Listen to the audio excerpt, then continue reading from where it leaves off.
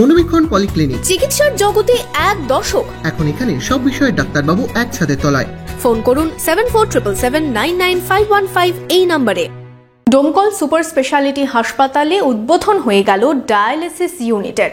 শনিবার 5 বেডের এই ইউনিট চালু হওয়ায় খুশি এলাকার বাসিন্দারা। পুজোর আগেই ডোমকলবাসী পেল উপহার। ডোমকল সুপার স্পেশালিটি হাসপাতালে উদ্বোধন হলো ডায়ালিসিস ইউনিটের।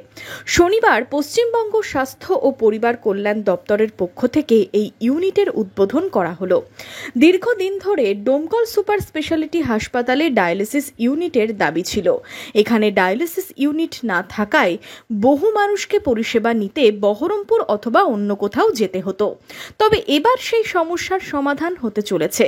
এদিন হাসপাতালে 5 বেডের ডায়ালিসিস ইউনিটের উদ্বোধন করলেন ডোমকলের এসডিও শুভঙ্কর বালা ও ডোমকলের বিধায়ক জাফিকুল ইসলাম সহ স্বাস্থ্য দপ্তরের আধিকারিকরা।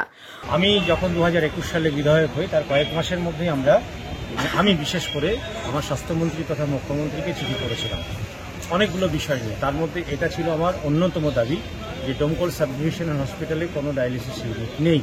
এই মুহূর্তে ডায়ালিসিস পেশেন্টের সংখ্যা অনেক বেশি, যাদের এই পরিষেবা পেতে বহরমপুর বা আরও দূর প্রান্তে যেতে হয়, আর রাস্তাটা অনেক লম্বা।